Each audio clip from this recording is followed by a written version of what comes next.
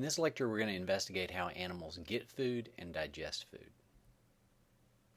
Well, food acquisition for some marine animals and just aquatic animals in general is a pretty simple process. They have tentacles that they just hang out in the water to capture suspended food particles.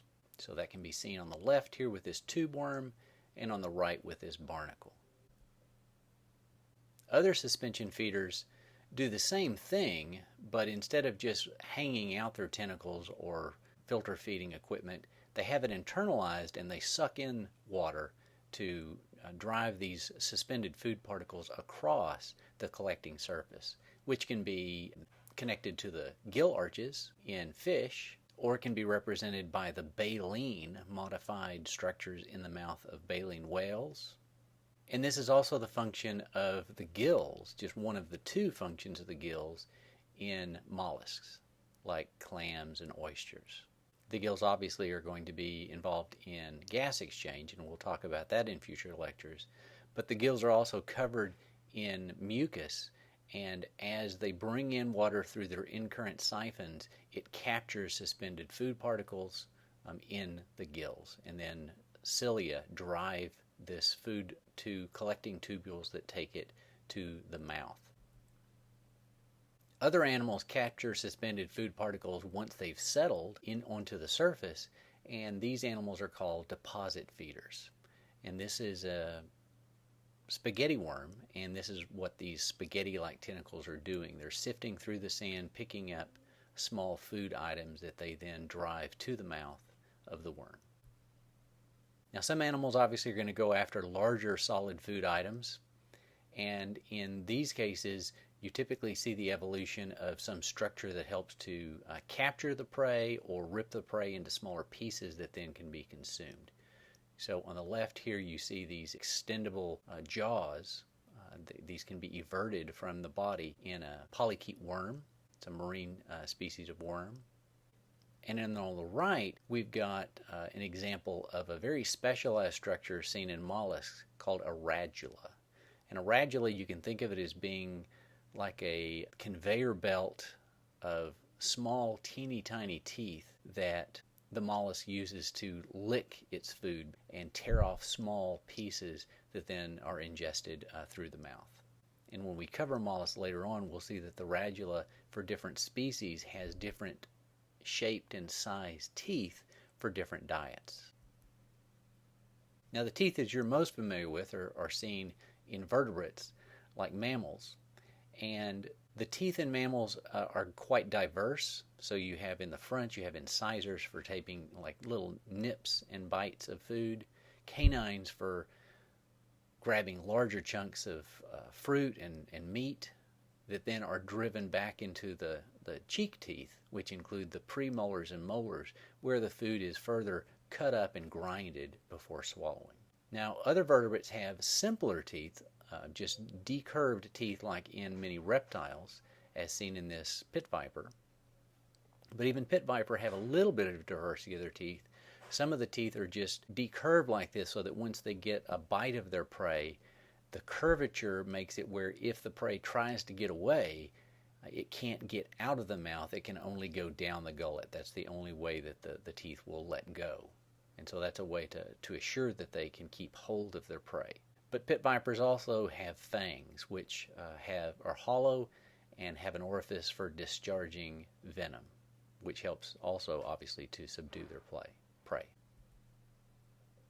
Now, birds are also vertebrates, but they do not have teeth. Now, we found fossils that indicate that the ancestral lineages of birds derived from earlier lineages of reptiles did have teeth, but all modern birds have lost their teeth. But that doesn't mean that they don't have a diverse way of acquiring their food. They have very sharp bills, some of which are very generalized, like in a raven.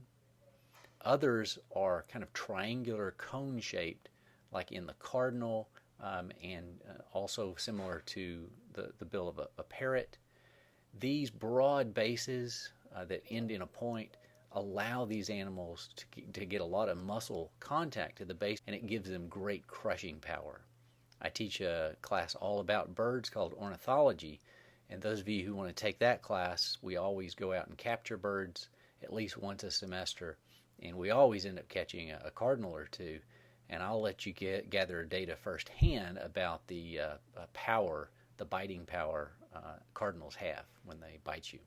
Some birds have very long, pointed bills for probing into sediment to go after invertebrates, like this American avocet. Think about other sandpipers that do this. Pelicans have these very long bills with this skin pouch at the bottom that serves as a nice dip net as they're chasing after fish.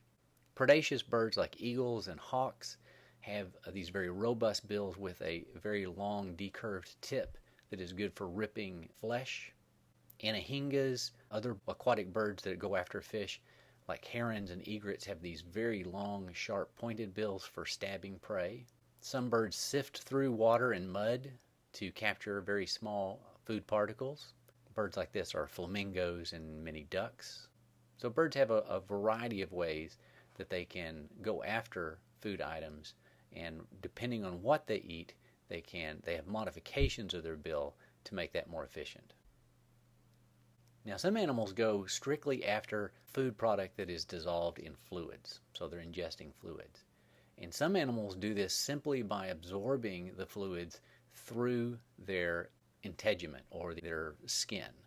And an example of this are tapeworms. Tapeworms don't have a mouth. They don't have a digestive tract. All of their food they get simply by absorbing it through their skin. Now, they can get away with that because these are parasites that live in the digestive tract of other animals. So they're already in the digestive tract of an animal that's acquired food and is digesting it. And in the intestines, these animals are trying to absorb that food that they worked hard to get, but these parasites are stealing some of that food and then absorbing it through their body. Other animals that feed on fluids have piercing and sucking mouth parts. So everybody's familiar with mosquitoes, and they have this very hard stylus that they use to pierce through your skin, and then this tubular structure that allows them to suck up the blood. Butterflies and moths have these tubular tongues that allow them to collect nectar while they're foraging. And flies do it a different way. Flies will eject digestive enzymes on some food that they want to eat. These digestive enzymes dissolve that food, and then they use these labial lobes, kind of like sponges, to soak up that digested food. Once an animal's acquired food, it has to then break down that food into its component parts so that it can be assimilated in the body. And these component parts are broken into a couple of different biochemical categories: carbohydrates, fats, proteins, and amino acids. Now, some organisms, protozoans, the group from which animals are derived, and some of the early animals, sponges, show what is called intracellular digestion. All of the cells do the digestion themselves. There is no digestive tract that breaks down the food. The food is simply absorbed in each of the cells that then further break it down into the constituent parts needed for maintenance and growth. And the figure here shows how this works.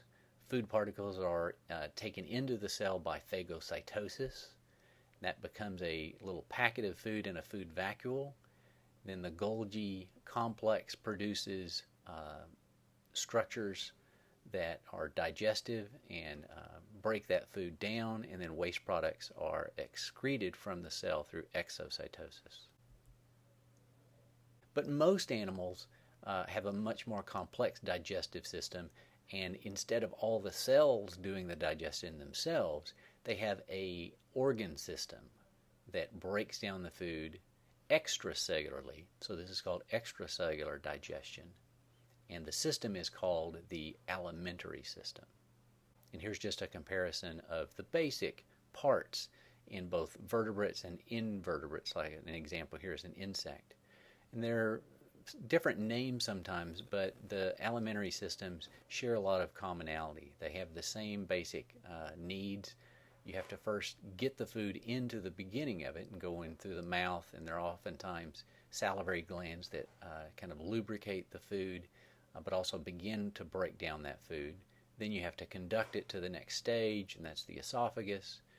And then you have some storage and early digestion structures, which could include some grinding in species that don't have teeth, like birds.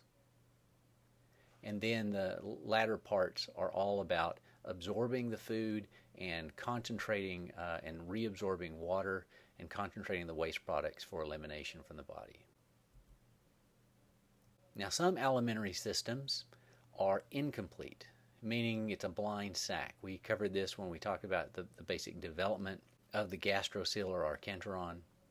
So these incomplete systems, food goes in, undigested waste products have to go back out the same opening. Jellyfish are this way.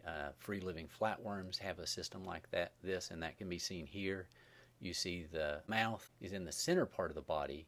That leads to a pharynx, and then they have a very extensive gut system that distributes the food throughout the body, but there is no anus. But most animals do have a complete digestive tract where food goes in the mouth. Waste products then leave via the anus. So let's just look at some of the parts of an alimentary system. Food has to go in the mouth. Once it gets in that, it's sometimes referred to as the buccal cavity, and the back of that is the pharynx. And again, this is all about capturing and the initial manipulation of the food. Sometimes there are chemicals that are involved to help subdue the prey in things like mosquitoes and leeches. There are chemicals that help to prevent blood clotting so that they can continue to feed without the host tissue clotting.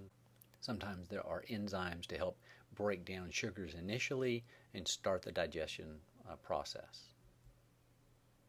Then food goes through the esophagus, sometimes being stored in a region called the crop, and the crop is basically just an expanded region of the esophagus.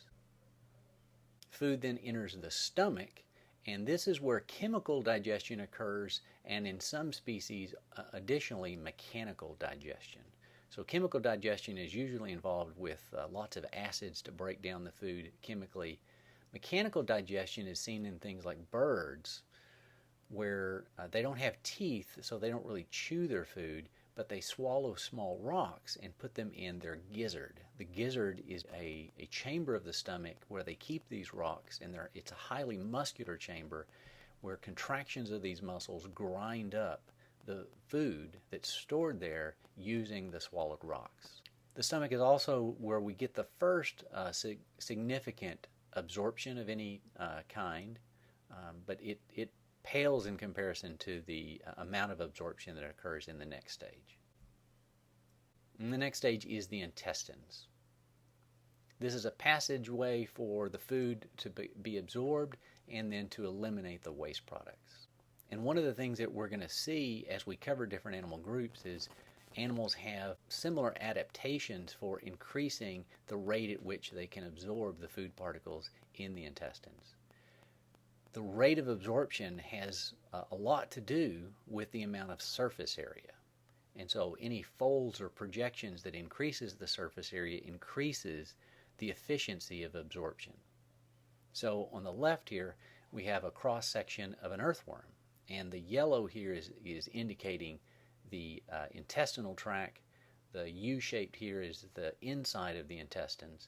And you see it's not a perfectly round structure. It has this protrusion, which is called the typhlosul, and the whole function of that is just to create more surface area so that they can be more efficient at absorbing the food that they've digested.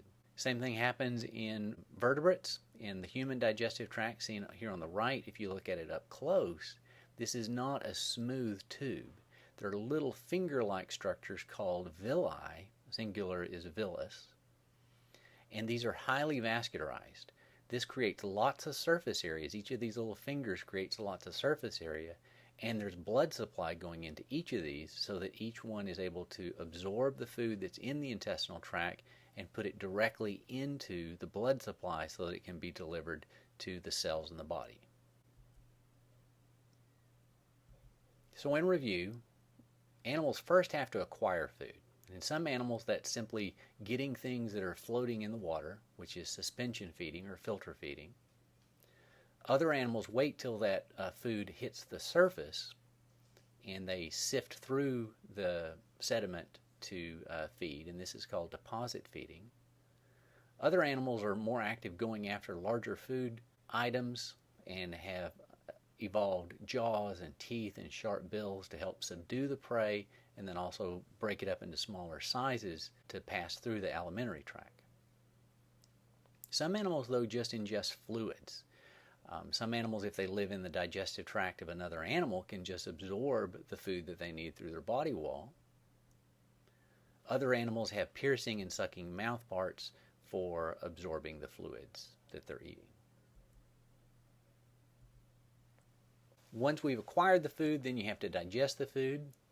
Simple animals like sponges do this intracellularly, so each cell is involved in digesting its own food. But most animals have an extracellular system. This system can be either a complete system with a mouth and an anus, or an incomplete system where there's only one way in and out of the system. And then we talked about the alimentary system parts, starting with the mouth, going through the pharynx, the esophagus, crop, stomach, intestines, and finally ending with the anus in those that have a complete system.